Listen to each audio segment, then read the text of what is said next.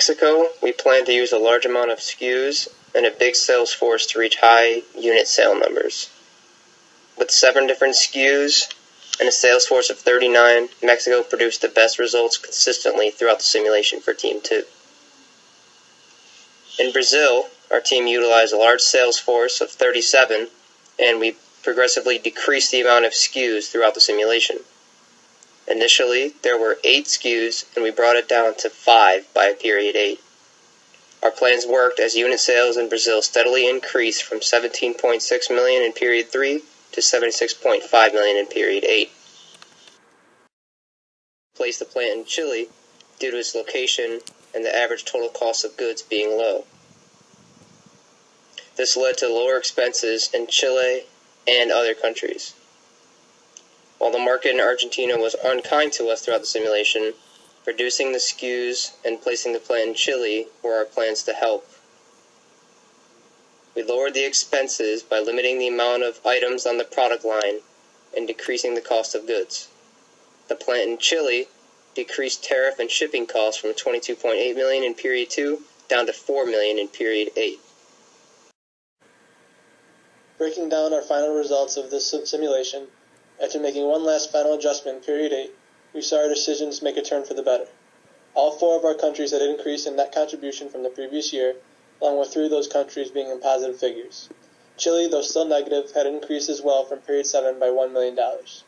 Since period 1, the cumulative net contribution for the All-Smile company altogether reached $5.1 million at the end of period 8. Looking at the total market share for All-Smile, at the end of period 8, it was about 9%. Breaking down each country individually, we can see that our strongest share of the market exists in Mexico at 15%, while our weakest market share took place in Chile at just 2.6%. Brand equity, it appeared that our group seemed to struggle in this area. Our overall brand equity at the end of period 8 was equal to 47, where our highest brand equity existed in Mexico at 44 and our lowest in Argentina at 18. Overall, our weighted score for this entire simulation was 80. Looking back at our marketing plan, there were a few areas in which we could look into a little further. For one, the exchange rates. The exchange rates had an influence on our pricing decisions for the negative, which really took a toll on our bottom line through the middle of the simulation. We would also want to look into comparing the costs to produce in the home country versus the cost to produce in the new country for specific countries. From there, we can gain a perspective on which location will give us a higher gross margin and produce from there for those other countries.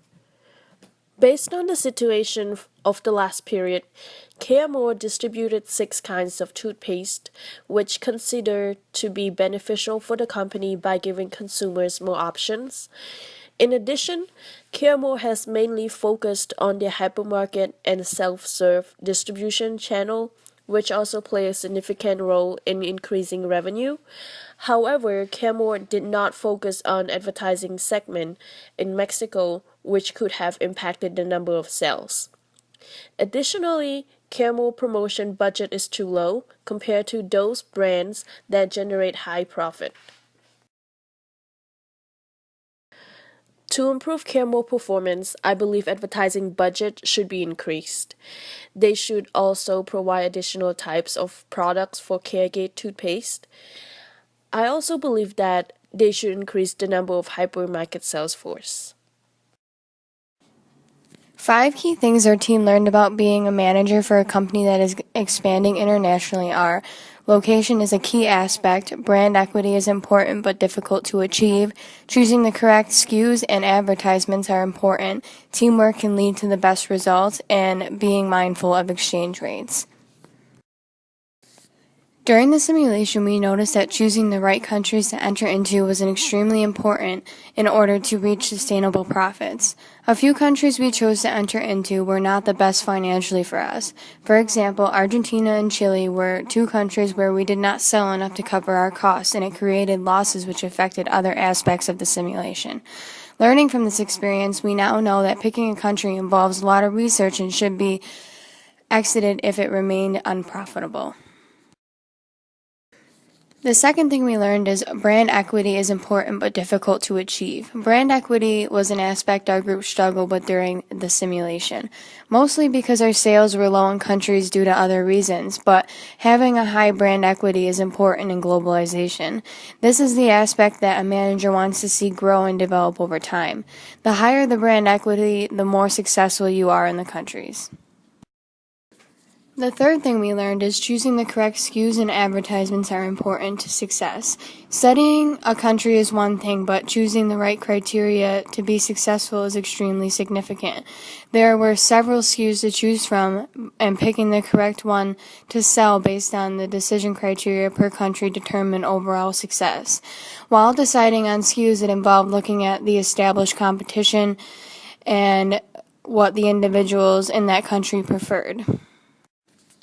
The fourth thing that we learned is that teamwork can lead to the best results. While expanding globally, a group setting for making decisions and discussing the results is the best way to improve your business.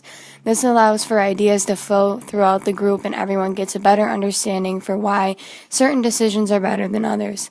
It allowed for our team to determine how to fix countries that were failing and how to greater improve our successful countries.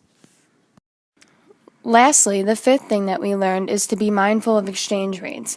Our team struggled with understanding exchange rates and it caused us to lose out on profits in certain countries due to the prices that we were charging. In one country, we were charging less for the product than it cost to make, creating a large deficit in our profits. These 5 aspects were things our team learned while taking part in the simulation. We have realized that being a manager for a company that is expanding into other countries is an extremely difficult job that requires a lot of research and detailed planning. We also learned that making decisions in a team setting helps the process and allows us to have input on current issues and decisions. Overall, this simulation project has taught us these 5 things, but also several other things that we'll be able to carry on with us. We would like to thank you for taking the time to watch our presentation on our simulation experience.